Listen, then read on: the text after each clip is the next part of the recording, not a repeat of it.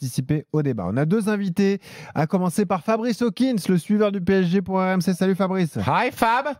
Salut à tous, salut Steve. Et on accueille également Pierre Dorian, animateur du Super Moscato Show. Salut les gars. Salut Pierrot. Ça me fait plaisir. T'es dans mon émission, Pierrot. C'est incroyable ça. On est ravis de Je te t'accueillir. félicite Stephen, j'écoutais là le début, c'est exceptionnel. Ah, C'est t'as vu carré, ça c'est Ah, incroyable. c'est propre, Benoît, quel professionnel. Pierrot, Faites t'as une vu belle ça émission. C'est à l'américaine, hein. T'as vu ça? C'est impressionnant. Exactement. Bon, Fabrice, les informations autour donc de cette dernière de Mbappé au Parc des Princes demain soir. Est-ce qu'on sait, Fabrice, si le club a prévu justement un hommage? Pour l'instant, il n'y a pas de communication sur le départ de Mbappé. Est-ce que ça va changer d'ici à demain soir? A priori, ça ne va pas changer. Non seulement ça ne va pas changer, mais en plus, il n'y a pas forcément de célébration particulière prévue pour Kylian Mbappé. C'est ce qu'on nous dit dans l'entourage du club. Mbappé ne sera pas fêté comme ça avait été le cas, je ne sais pas si vous vous souvenez, en mars dernier par exemple, lorsqu'il avait battu le record d'Edinson Cavani, record de buts.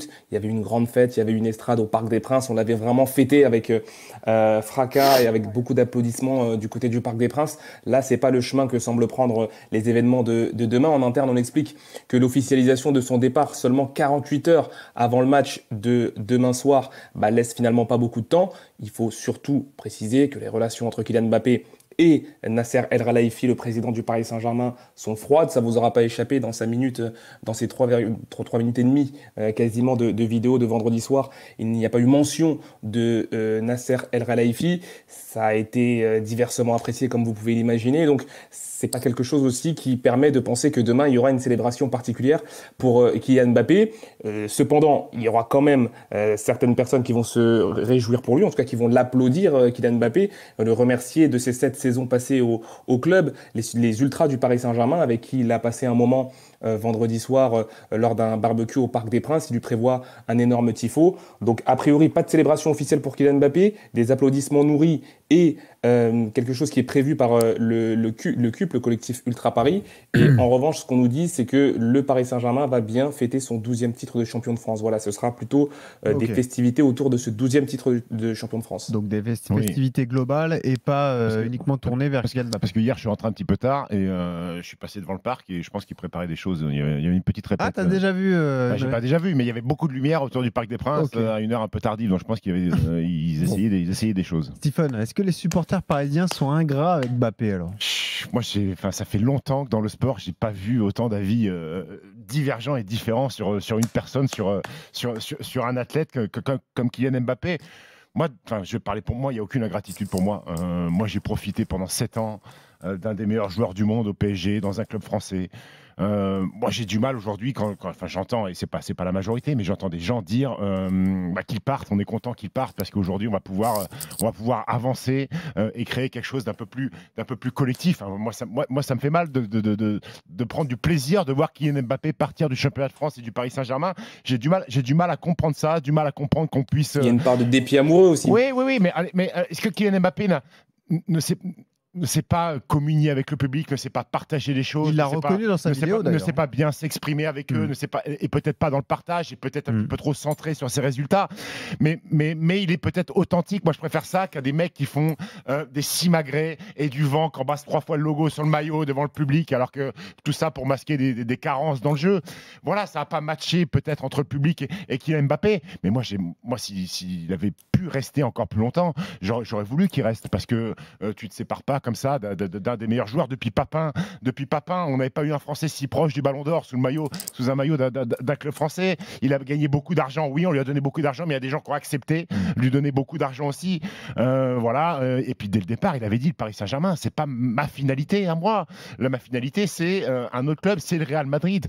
Moi, je sais pas, moi je trouve ça fou de se dire qu'il faut qu'il parte en fait. Parce que moi j'entends les sons de cloche en disant il va partir, ça va libérer de la masse salariale, on va pouvoir construire une vraie équipe, on va pouvoir gérer différemment sur le terrain, tout va pas être centré autour d'Mbappé, très bien. Mais moi j'attends de voir ça. J'attends de voir si l'année prochaine il y a des gens qui vont être capables de pallier les 40-50 buts par saison que mettait Kylian Mbappé. Parce que moi je me concentre sur le sportif, pas sur les bisous d'après-match aux supporters. Donc voilà, moi j'ai aucune ingratitude sur Kylian Mbappé. Pierrot, est-ce que les supporters parisiens sont ingrats avec Mais Mbappé? pourquoi ingrats. Je comprends pas ce mot ingrat. Ils sont ingrats de quoi? Parce que ils disent au revoir aux meilleurs buteurs de leur histoire, de l'histoire de leur club, et que finalement, comme dit Stephen, nombre d'entre eux sont contents de lui dire au revoir et ont qu'une seule hâte. Non, mais ça, c'est pas de l'ingratitude. L'ingratitude, c'est la poignée, la trentaine d'abrutis qui sont allés insulter Verratti l'année dernière devant le parc. Ça, c'est de l'ingratitude pour un joueur qui a passé 11 ans au club, ou Neymar chez lui. qui aimait, ou Neymar, qui sont allés chez lui l'insulter. Ça, c'est de l'ingratitude. Mais je prends l'exemple de Verratti parce que Neymar est clivant. Verratti, c'est un joueur qui a passé 11 saisons au club avec ses qualités et ses défauts. C'est un mec qui aime le club, qui l'aime profondément, qui l'aime encore, qui nous l'a dit, qui nous l'a montré, qui nous a donné des émotions. Donc ça, c'est de l'ingratitude. Après que une partie des supporters, dont je fais partie, ne soit pas plus ému que ça par le départ de Kylian Mbappé, ce n'est pas de l'ingratitude. Le problème, quand tu poses cette question, tu te trompes parce que tu portes un jugement sur une émotion. On ne peut pas juger une émotion. Une émotion, elle est ce qu'elle est. Elle est comme ça. C'est comme ça. Il y a des gens qui ne s'émeuvent pas du départ de Kylian Mbappé, alors que le Parc des Princes était en pleurs quand Rai a joué son dernier match. Le Parc des Princes était en fusion atomique lorsque Paoletta a quitté le PSG, a joué son dernier match au Parc des Princes. Ça ne se calcule pas, c'est pas un choix, c'est comme ça. Et moi, je pense que c'est surtout à lui de se demander pourquoi, après tant de buts marqués, après tant de matchs gagnés, après tant de titres gagnés avec le PSG, il y a une partie du public qui s'en fout un peu et qui le trouve sans émotion. C'est une question d'époque aussi. Et qui ne sont pas plus émus que ça, qu'ils s'en aillent et qui, demain au parc, vont faire la fête pour le titre, vont lui dire au revoir et merci, parce qu'il faut absolument lui dire merci, il n'y a aucun problème. On est très reconnaissant de ce qu'il a fait. Mais l'émotion, ça ne se décide pas, ça ne se calcule pas. C'est lui qui doit se demander pourquoi il y a des gens que chez qui son départ ne provoque pas d'émotion. Pierrot, tu me parles de Paoletta et de Rai. On est quand même sur une autre époque, beaucoup moins pas médiatisée. Mais Di Maria, il y a 2 ans. Oui, Pierrot, c'est pas comparable quand même. Mais Di Maria, le départ a provoqué plus d'émotions. C'est le capitaine de l'équipe de France qui joue dans ton club, qui est le numéro 9 de ton club, qui a toujours répondu présent et qui part finalement un peu comme ça, à la hâte. C'est à lui de se poser la question, Benoît. Est-ce que tu comprends ce que je veux dire? Moi, je comprends ce que tu veux dire. Le départ de ce mec-là devrait provoquer une soirée extraordinaire et historique. Ça devrait. Et ça ne sera probablement pas le cas. Mais c'est pas, personne ne le punit. Personne n'est là pour le punir. On est tous très heureux qu'il ait passé 7 ans chez nous, qu'il ait marqué tous ses buts. Il nous a fait kiffer. Il n'y a aucun souci là-dessus. S'il n'y a pas cette vague d'émotion, c'est n'est dû qu'à lui, qu'à sa personnalité, qu'à sa vidéo de merde qui est complètement ratée. Dans sa vidéo, il n'y a aucune émotion. Vous l'avez remarqué, non? Il n'y a aucune émotion.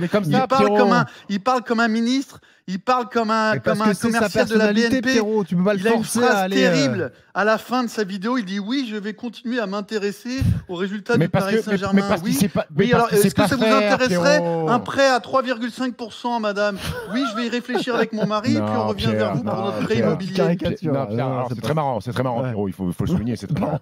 Mais il ne sait pas faire.